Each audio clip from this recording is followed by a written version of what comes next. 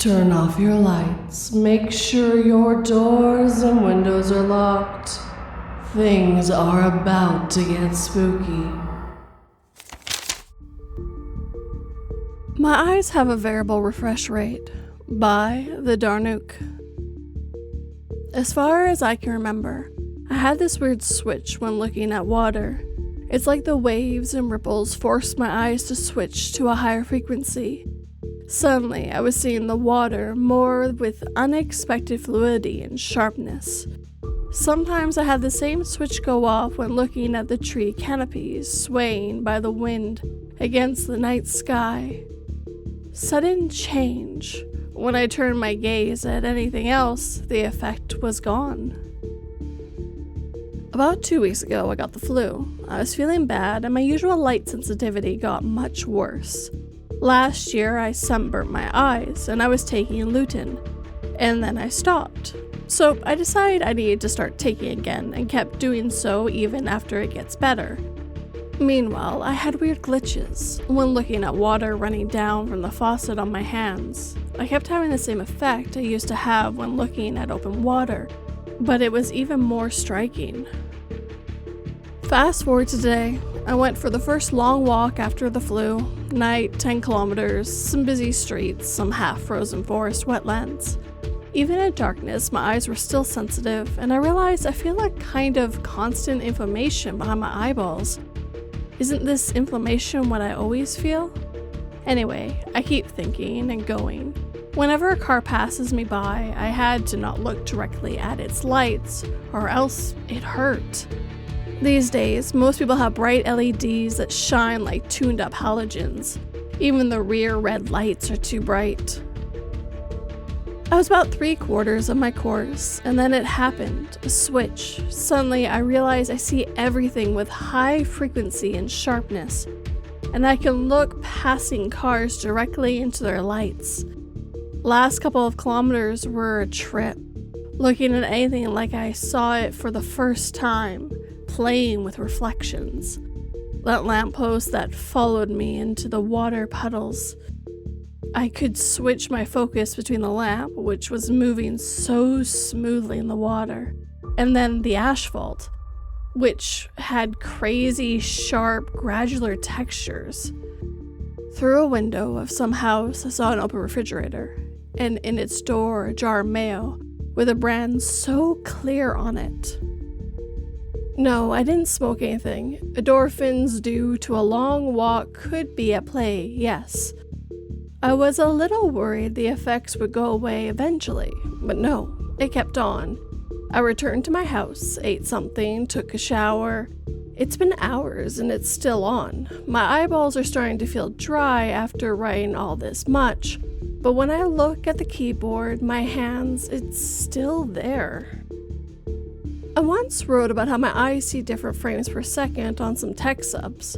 Somebody got triggered and started explaining how the world is not rendered and my eyes just take in protons and it has no cycle to it.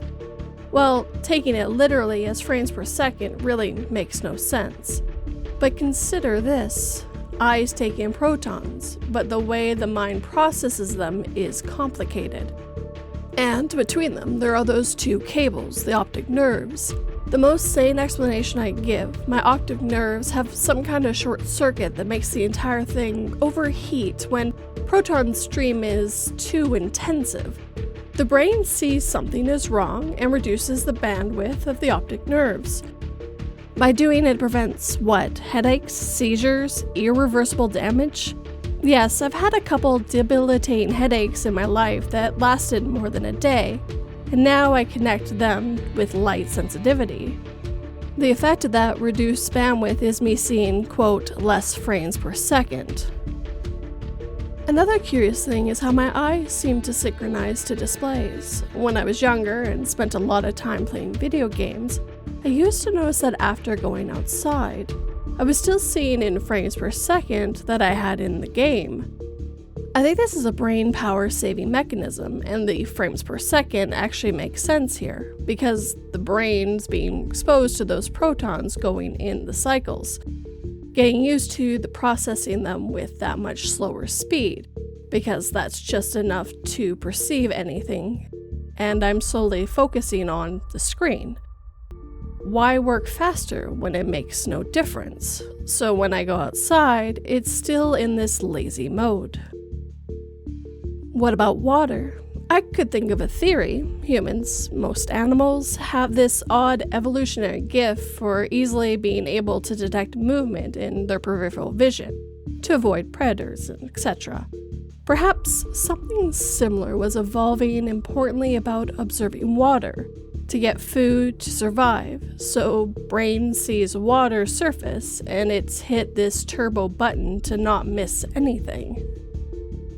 Or am I just trying to make it sound reasonable while it is all a simulation?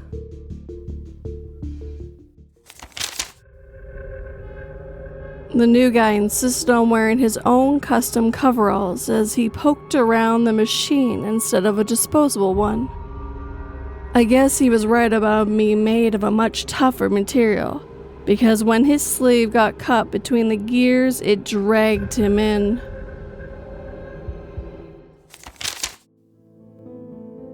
/Matilda at the grocery store, or a little girl sees entity. By Revolutionary T159. So I was at the grocery store about 7 months ago, and I had began to walk down an aisle. There was a woman, maybe around 65 years old, in front of me, and she was just shuffling along, looking very depressed, and staring at the ground just ahead of my feet. In front of her was a father and daughter. The dad was maybe 42, and the little girl was between 2 and 3, my best guess. The little girl was inside the grocery cart, standing up in the front of it, and the dad was pushing her along. I was looking at the dad and the girl for a few seconds, and was looking in their general direction because I was trying to see if the grocery store had the type of bread that I was looking for in stock. They only have it about 30% of the time. Suddenly, the little girl rapidly pointed at something slightly ahead of them, seemingly above to her left on the top of the bread aisle, and a loaf of bread just rocketed itself off of the aisle and into the middle of the aisle on the floor. My jaw drops, eyes widen, and I froze. The father immediately looked behind him with the lady between us, briefly. She was not paying any attention. And then quickly his gaze met my stunned face, and he says, "Wow, that bread just flew off the shelf." Then he hurriedly goes around the cart and picks up the bread and puts it on the shelf, gives me a nervous/rush smile, and hurriedly disappeared down a different grocery aisle. I stood there, absolutely dumbfounded, until I was awakened out of my stupor by the sound of a cart rolling up behind me, and I just went back to my shopping. But not before I texted a couple close family members about what I had just witnessed. And I also went to check and make sure that there wasn't something capable of pushing the bread off the aisle.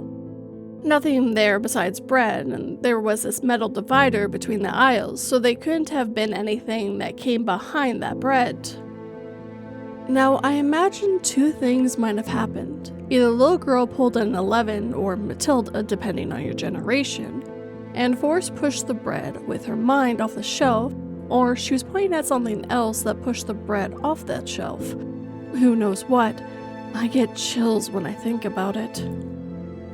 And that was the first and only time I've seen anything like this, and I've seen some strange stuff, but this takes the cake for sure.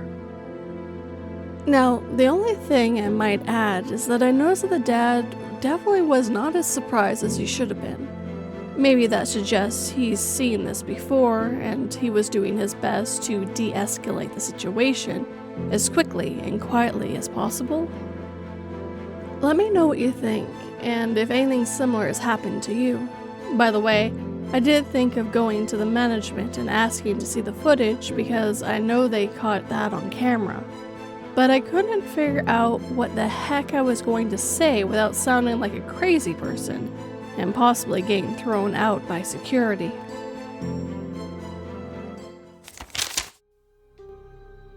"20 years ago, my father disappeared in the middle of the night, which drove me to become an officer of the law. Today, I was called into my childhood home for a break-in, only to discover that it was my father, having not aged a single day since his disappearance.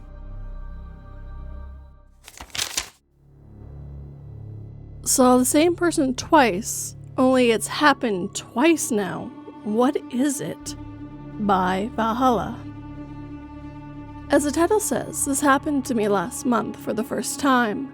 It was a sunny day and I was driving from one part of the city to another. The road had relatively less traffic, and since we followed the right-hand drive, I was in the lane closest to the divider. I noticed a man with a short beard and a gray knitted sweater and brown pants randomly appearing from the road across. You might wonder why I remember those details, but there was a distinct court nearby, so that stretch had a bit of a rush, and because of that, I was driving very slowly, around 10 to 15 kilometers an hour, barely driving, so to say. The strange part is that during that time, I clearly remember looking towards my right at the traffic on the opposite side of the road, which was moving pretty fast, and maybe I blinked, I don't know, but suddenly this man appeared from the right side trying to cross right in front of my car. This felt a bit odd how he just appeared, but I didn't think much of it and continued driving. The rush was only near the court, and after that I moved at around 35 to 40 miles per hour.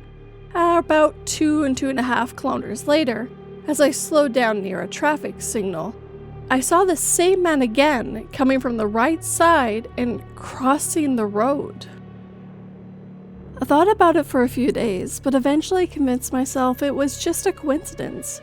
In a large city, it's not that rare to see two people who look similar and are wearing very similar clothes, even though the way he appeared still felt odd to me.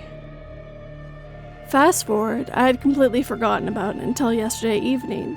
I was driving and noticed a woman, probably in her late 20s, standing near the road on the left side waiting for something. What caught my attention was her skin tone looked unusually white, probably because of heavy makeup, and what also got me was that she was wearing an unusual tight green top. I first saw her around 4:40 p.m. Then about 15 to 20 minutes later, I saw her again further ahead, again, standing on the left side of the road waiting for something. The only thing I could think of was that both times she was near a bus stop, so maybe she boarded a bus after I passed her the first time and got down before I reached the second spot. The only issue with that is that there is basically only one route between those 2 points, and the traffic was congested. It seemed highly unlikely to me that a bus could have moved ahead of my car, crossing multiple stops, and dropped her off before I got there. So now I'm confused again. What exactly could explain something like this?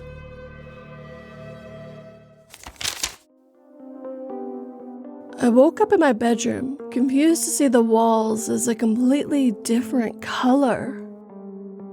The police officer came in through the door, telling me to raise my hands, only for the shock to hit us both that they were my child, but 20 years older.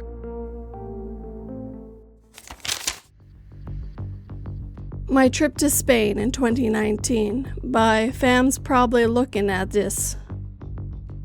In 2019, I went to Salou in Spain with my family and friends. Our hotel was nearby a town called Cape de Sol and was across the road from a very clearly abandoned hotel. Shutters nailed down, burnt out, etc. On one of my last nights there, myself and 3 others went to see a show that started at 6 and ended at 10 p.m. This is when strange things started happening. After the show, we get a taxi back to our hotel, then go to the bar to get a couple drinks. It was quiet, and it was out of season at this hotel. Being so quiet, myself and my friend decided to go to a nearby beach/cove and take a few pictures of the night sky. We took them on my friend's phone. I remember that vividly, as I had a budget phone at the time and would never been able to take a time-lapse video or longer exposure of the night sky.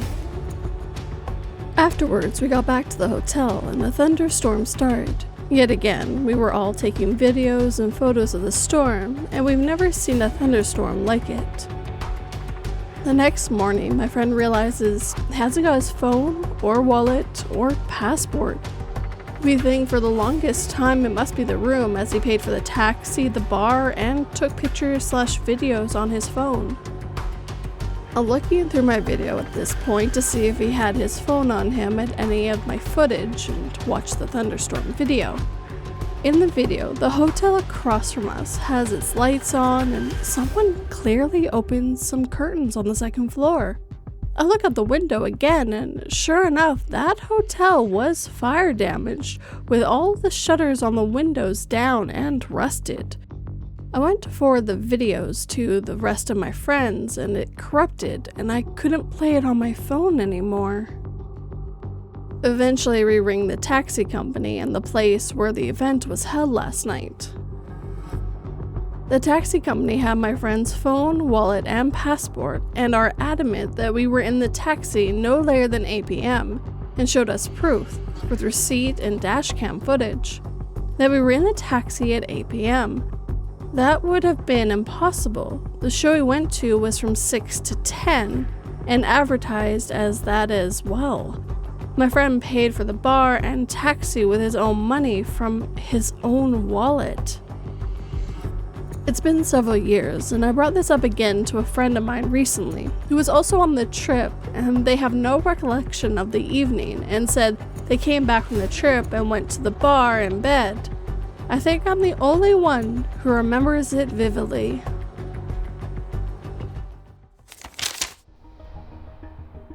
I crept up on the werewolf and shot the silver bullet directly into its heart.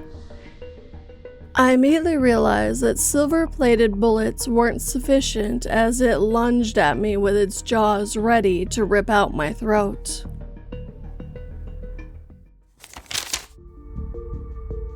Parallel Universe Encounter, or Ghost Truck, by Croatoan178.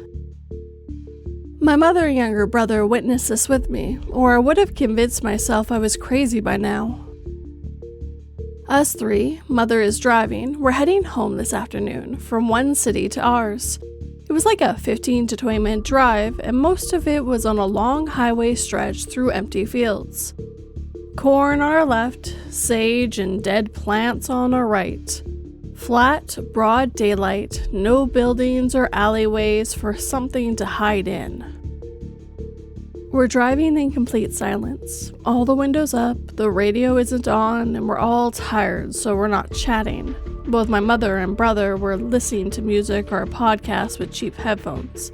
Nothing loud or noise canceling. And I'm totally aware, nothing in my ears.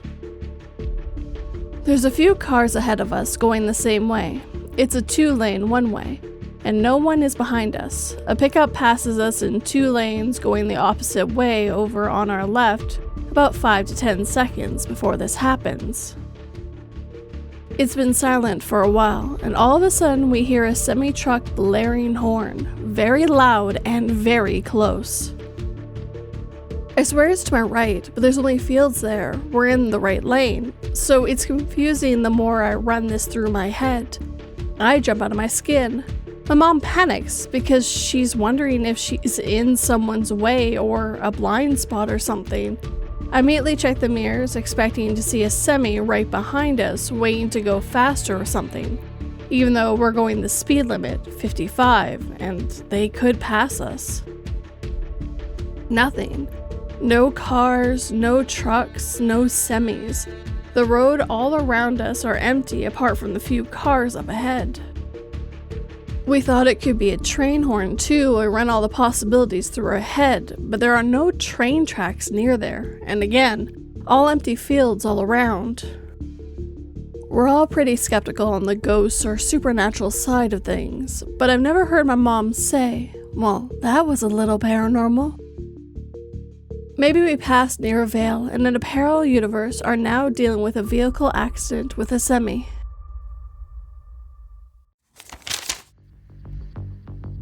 The fire continued to climb the stairs, and I knew I could only carry one of them through the smoke and flames. I grabbed my son because he was closest, and now I lie awake each night with my arms locked around empty air, still hearing my wife cry out that she was right behind me, still reliving the exact moment that I chose to let her die.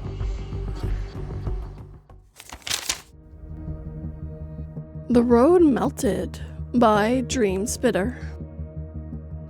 I was driving at night, not too late, about 8:30 p.m. in search of a spicy Philly steak shawarma bowl. I had heard about a restaurant offering such fusion food on socials. The place was about 17 miles away, further north than I had been before, so I rode out looking forward to it. About 3/4 of the way there, something in my driver's side window startled me. It was simply unknowable. It wasn't like anything in the sky. It was the land itself. It was somehow twisting and distorting. Everything was the same uniform shade of gray with no lines or distinction. It was just a low poly mass, a heap of something that kept unnerving me. I kept eyeing it as my mind raced. What is it? What is it? Am I having a stroke? I could see the cars in front of me, and they looked completely normal. Suddenly the world suddenly flattened and popped into an obscene hyper-resolution after about 25 seconds. It was a long, winding traffic median divided a 4-lane highway. The grass is a brilliant green, occasional trees. The curb is a streak of burning hot white. The road is dark cement rather than asphalt, but moments before, everything else was melting into it. Not even lines anywhere. There was no textures or colors on anything but the cars themselves.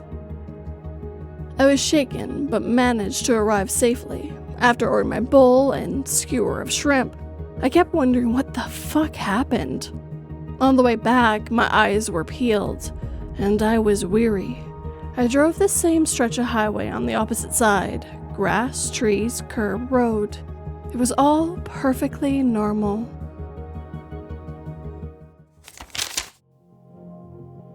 An impossible warmth surged through me, and I shed my gloves, my jacket, laughing relief, light as air. When I sat at the summit and the fever finally broke into a perfect ringing clarity, I understood. The mountain hadn't invited me up. It had invited me to stay.